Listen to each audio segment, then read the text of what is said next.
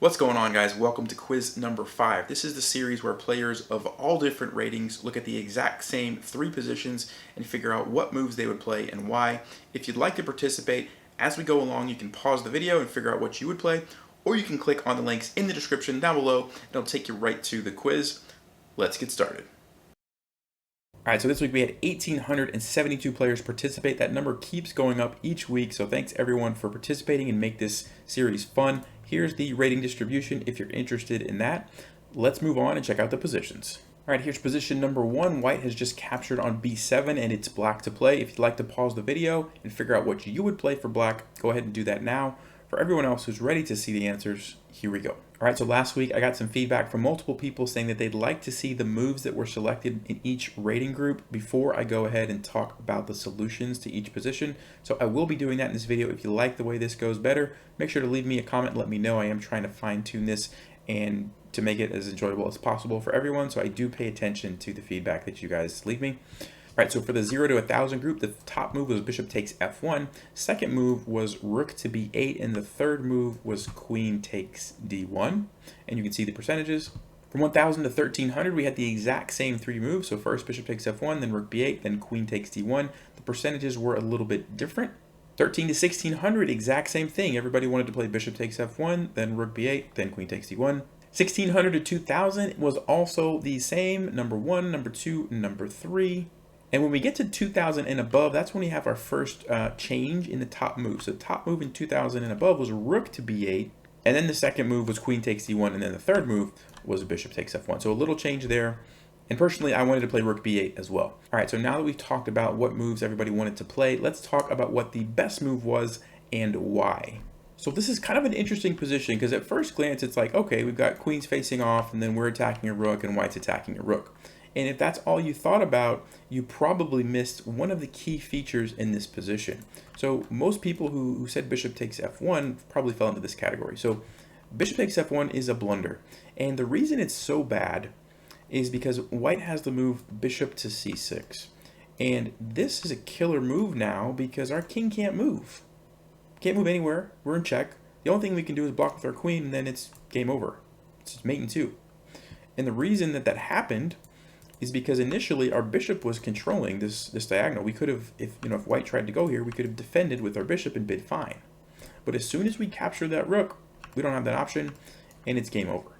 So that was a big blunder if you said bishop takes f1.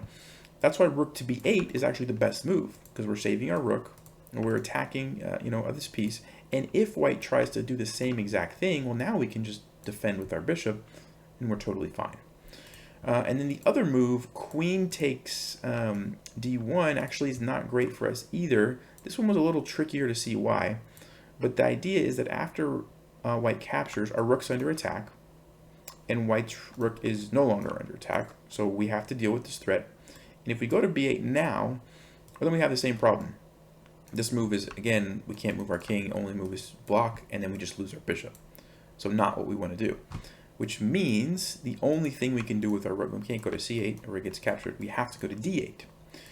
And now white can simply trade, play bishop to e3, and we're in a bad spot simply because all of white's pieces are now active. This rook is ready to come over, put more pressure.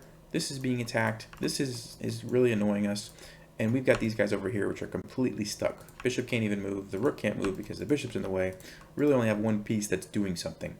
So that's why this is such a bad position. If you compare that to the position after rook to b8, so rook to b8, and now, like let's say white tries to do the same thing and captures, well now we can capture and it's not quite so bad for us because we have a threat. Now white has to waste time moving this rook, and white still has pieces that are undeveloped, and now we have time. We can, what's the best move here?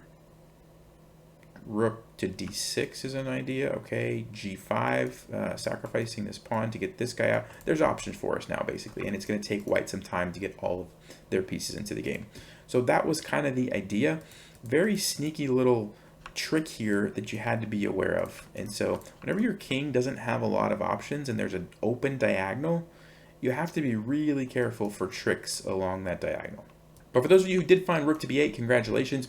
If we look at Stockfish's top 3 moves, rook b8, we already talked about why that's the best move. Then we have f6 and rook to c8. Now, f6 kind of makes sense because you're creating an escape route for your king. And so like in some of those lines that we looked at when the bishop came to put us in check, well, we can now just kind of run over here and hide. So that makes sense with f6. Rook to c8 is a very interesting move. Basically just saying, go ahead, take it. And the point is that after captures, we still have the threat on this rook. So white kind of has to play rook to e1 if they want to save the rook. But now white has to be very careful because this bishop is extremely strong. And if we can get our queen, let's say up here and over here, we could potentially get checkmate, right? So like queen f5 is a very real threat. Now it doesn't work right away because queen d3 kind of stops that. But the point is white has to be careful. Black does have some compensation because of white's exposed king. All right, here's position number 2. If you'd like to pause the video and figure out what you would play for black, go ahead and do that now. For everyone else who's ready to see the solutions, here we go. All right, so 0 to 1,000, top move was rook to f5, and then it was a tie between knight to f7 and knight to c6. 1,000 to 1,300, we had the same moves, but the order was different. So first was knight to c6, second was knight to f7, and then third was rook to f5. And then when we get to the 13 to 1600 range, we don't have rook f5 as a move anymore. It was only knight moves. And we've got, let's see, knight to c6, knight to f7, and knight to b7. Then 1600 to 2000, we also have 3 knight moves. Let's see, knight c6 was first, knight c6, knight b7, and then knight to f7 was third. 2000 and above, knight to c6, then knight to b7, and then knight to f7. Personally, I wanted to play knight to c6, and now that we've kind of gone over the moves, let's talk about what's going on in this position and why some of these moves are correct and some are not. So when you first look at this position, you probably notice, well, our knight's under attack. We can't defend it with the rook because the pawn will just take our rook, so maybe just moving the knight somewhere makes sense, and that's what a lot of people thought. Now, rook to f5 was another move, and this is interesting because the idea is, well, we're going to let them take our knight, but then we'll take this knight. It's a trade, which is good because it's an endgame where we're ahead. So trading makes sense, right? The problem is that white doesn't have to take the knight. And there's this little discovered check here. So the rook is lined up with our king. So if this knight moves somewhere, it can create a discovered check. So for example, knight to d7. And guess what? Now we have a problem. We can't block with the rook or it just gets captured because both of these are lined up. So we have to move and then we lose our knight. Now, it turns out that there's actually a little fork here that we can do with our king at the end of all that, where we just move our king over and guess what? Well, we're attacking both of these pieces. It's a fork with a king. This is a good pattern to be aware of. If you see 2 pieces in a game like this and you can move your king next to them, a lot of times you can, not a lot of times, sometimes you can win a piece. Like in this example, the rook has to move and then we're going to take the knight. So if you saw all the way through that, then maybe rook f5 was an option. Now it's still not great for black because after rook here, we do get the knight back, but then white gets one of our pawns. Now it's going to be much harder to push these and get a queen since there's only one pawn. When you have 2 pawns, it's much easier to push them forward. So still not great for black, but there was more to it than what first, what probably first jumped out at some people. So if you thought through some of that, not a bad idea, but it still wasn't the best solution. So let's go back and talk about these knight moves. I think some people probably thought that it didn't matter which knight move you chose. Anything should work as long as we save our knight. It's actually not true. And it turns out that knight to c6 and knight to b7 were the good moves, and knight to f7 was the bad move. Now, why is this a bad move? Because a lot of times, you're like, all right, let's move it closer to our king. Now our king can defend the knight, and we save the knight, and everything looks good. The problem is we put ourselves into a perpetual check. And if you've never seen perpetual check before, you probably had a hard time spotting this, but perpetual check essentially means white has the option to continually put us in check, and after they do that 3 times, the game is a draw. Because once you reach the same position 3 times in a game, it's just immediate draw. So knight to g6, we're in check. What do we have to do? Well, we can't move here, we can't move here, we have to move here. And what do you think white does? Yep, they go right back here. We're in check. We can't escape. We have to go back to one of these squares. It doesn't matter where we go. What do you think white's going to do? Back and forth. 3 times, and the game's a draw. Get the same position, it's a draw. So that was the problem with knight to f7. See, the difference, if we go all the way back here, the difference is that when we move our knight to one of these 2 squares, if white tries to do the exact same thing, well, now we have an escape route for our king that also happens to be a fork, and we're attacking both of these pieces, right? So that was why either of these moves was okay, but knight to f7 was not. If we check Stockfish, knight c6 was a little bit better. I guess it's probably a more aggressive square, kind of does some more things than on b7, but either of these were pretty good. And then rook f5 was the third move because of what we talked about, how you could actually get the piece back at the end of this line because of the fork, but not as good as the other ones because you do end up losing that. So if you found either knight to c6 or knight to b7, congratulations. Here's position number 3. If you'd like to pause the video and figure out what you would play for white, go ahead and do that now. For everyone else who's ready, here we go. All right, so in the 0 to 1000, we had a top move of f takes g4, which, by the way, I was a little bit surprised to see that. Second move was f6, and the third move was queen to g4. Moving to the 1000 to 1300, we had f takes g6, again was the top move. Queen to g4 was the second move. And then the third move was actually bishop takes f7. So interesting idea there. 13 to 1600, we had the same 3 moves, f takes g4, queen to g4, and bishop takes f7.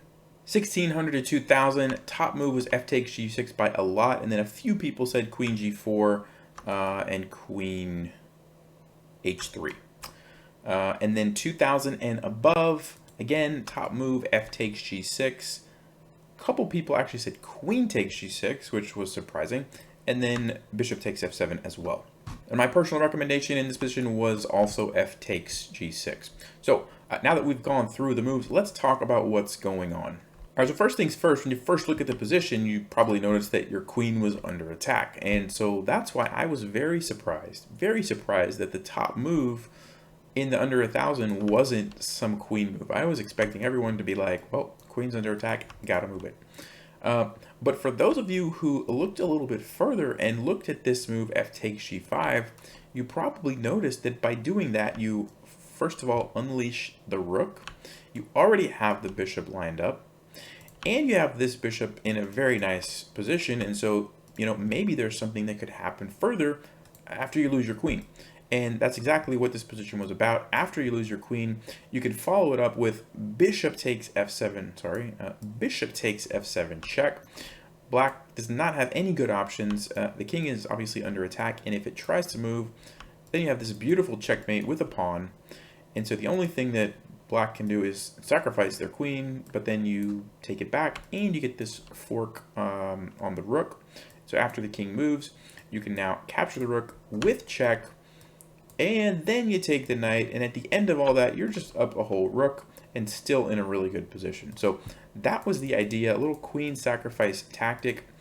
Very surprised that so many people under 1000 found it, so congratulations. We'll briefly talk about some of the other moves. So f6 was suggested. The issue here is that, you know, it doesn't have a strong enough threat. So after captures, yes, you can recapture the queen, but then black can take your rook, and you don't have that anymore. And if you recapture, then black just simply takes here, and everything is kind of defended. And now you're just down the exchange. And the exchange just means you have a piece, and your opponent has a rook, and that's not good for you. Rooks are better. So that's the problem with f6. And then queen g4, it's not a bad move. Okay, you're saving your queen. You're still keeping up the pressure on black's king. And so if you didn't see that little tactic, then this was an okay move to play instead. Now, obviously, it's not as good as just basically winning the game, but it's not terrible. Now, the other move that some people recommended was bishop takes f7 check. And maybe if you were thinking that black would recapture with the king, you might have some compensation here because you can recapture with a double check and, another double check. But after king h8, you really don't have anything here. Your queen's under attack. Black is actually totally fine. Everything's kind of defended, and you can't really do anything. So it's not a great position, even with that. But also, black could simply just take with the queen, and now the queen kind of defends everything. If you try to capture, well, then they just take here, and you don't really have anything. So that's why bishop takes f7 doesn't quite work. And so if we check Stockfish, kind of like we expected, f takes g6 was by far the best move, and then queen h3 and queen f3, if you had to do something else, were the next best, but then you just get into an equal position and you don't like completely win. All right, so those are the 3 positions. Now it's time for viewers versus Stockfish. All right, so position number 1 turned out to be super tricky, and actually bishop takes f1 fooled a lot of people. We only got 15.8% on this one, and that's not a good start. Now, position number 2, we did a little bit better, but still we had quite a few people getting thrown off with this knight f7 and rook f5 idea, and so we only had 32.3% matching up with Stockfish's best moves of knight c6 and knight b7. And in position number 3 actually turned out to be the one that everyone did the best on. So congratulations for those of you that did find f takes g6. I thought this one was going to be more tough than it actually was, but we had 41.5% on this one, so that was the best one. Like I said, overall, not a great match against Stockfish with an average of just 29.8%. All right, so I'm going to bring over the spreadsheet where I track our results against Stockfish. We're 0-4, but don't feel bad about this. I'm choosing some pretty tricky positions, and so 50% is going to be tough. Hopefully it motivates us to like try to learn and get better each week. I think it's interesting, and I'm kind of excited to see the first week when we actually beat Stockfish, because it's going to happen. It's going to happen, guys. I'm confident. Anyway, I hope you guys enjoyed this video and learned something. As always, click the link in the description if you want to join next week's quiz. Thanks for watching. Stay sharp, play smart, take care.